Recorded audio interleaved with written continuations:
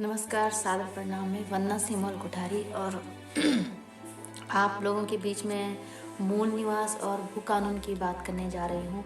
जैसा कि आप लोगों को पता है कि हमारा मूल निवास पूरी तरह ख़त्म कर दिया गया है, यानी कि मूल निवास की यानी कि हमारा जो वजूद है, मूल यानी जहाँ से हमारी पहचान है, जो हमारा वजूद है उसको ख़त्म कर दिया गया है और इसके लिए हमें लड़ाई लड़नी होगी।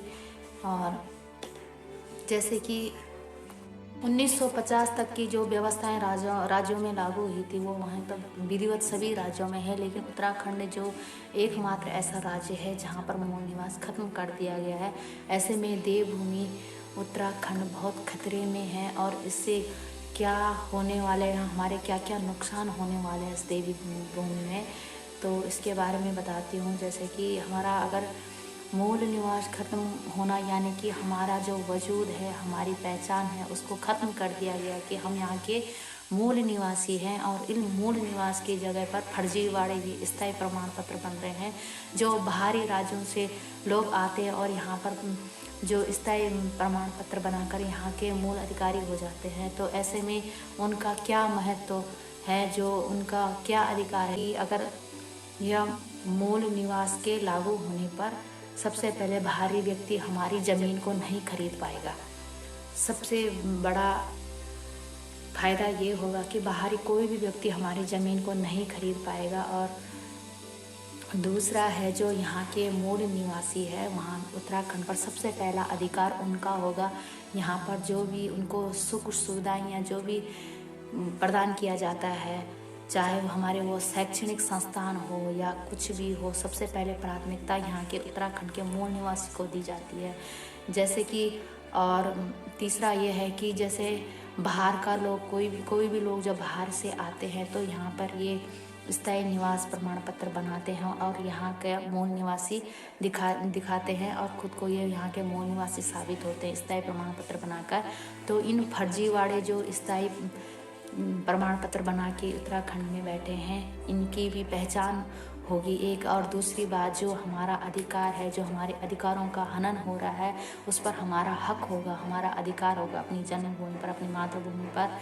और इसके और एक जो हमारे संस्कृति या हमारे कल्चर का हनन हो रहा है, इस पर भी रोक लग जाएगी। हम अपनी संस्कृति का संरक्षण कर पाएंगे। और क्योंकि बाहर से लोग आते हैं, किस्म किस्म के लोग रहते हैं, वो अपने उसको यहाँ पर बढ़ावा देते हैं, तो ऐसे में हमारी कहीं ना कहीं हमारी संस्कृति का भी हनन हो जाता है।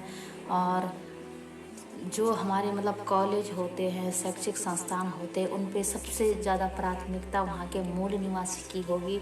इसके ये फ़ायदे हैं। बाकी जो उनको जो आरक्षण मिलता है, एक जैसे कि सबसे ज़्यादा मार आज की डेट पे युवा पीढ़ी खा रहा है, पढ़ा लिखा युवा पीढ़ी।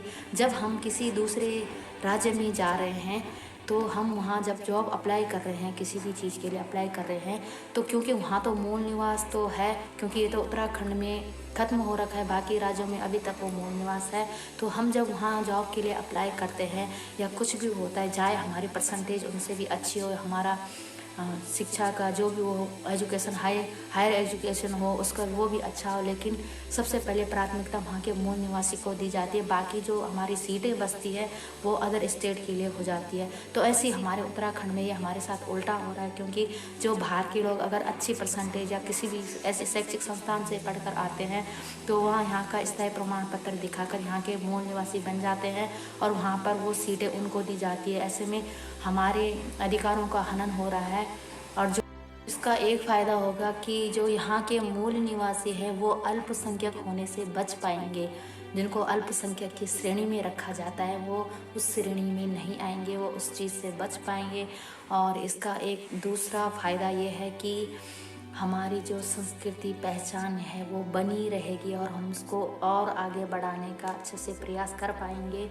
और इसमें जो जैसे कि जो छात्रवृत्ति योजनाएं होती है, आरक्षण की योजनाएं होती है, यहाँ का मूल निवासी उसका फ़ायदा उठा पाएगा, ना कि बाहरी राज्य वाला।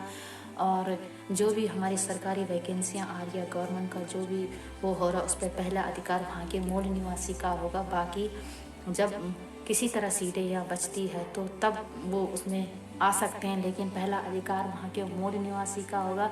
और इसमें सबसे बड़ा जो फ़ायदा है वो हमारी संस्कृति का रख रखाव और बचाव होगा, क्योंकि देवभूमि में आए दिन लगातार अपराध बढ़ रहे हैं और ये हमारे कल्चर को नष्ट कर रहे हैं और तरह तरह के लोग यहाँ पे बसते हैं और इसको यहाँ पे काफ़ी गंदगी फैल रही, जो जैसे अपराध यहाँ पे कभी सुनने को भी नहीं मिलते थे, आजकल ऐसी घटनाएं सुनने को मिल रही है। यहाँ पे सुरक्षित नहीं है, ऐसे में हम लोग सुरक्षित रह पाएंगे। और आप भी आगे आइए और उत्तराखंड को, इस देवभूमि को बचाने में सहयोग प्रदान करें, क्योंकि ये हमारा और आपका पहला अधिकार है और इसका संरक्षण करना हमारा कर्तव्य बन जाता है।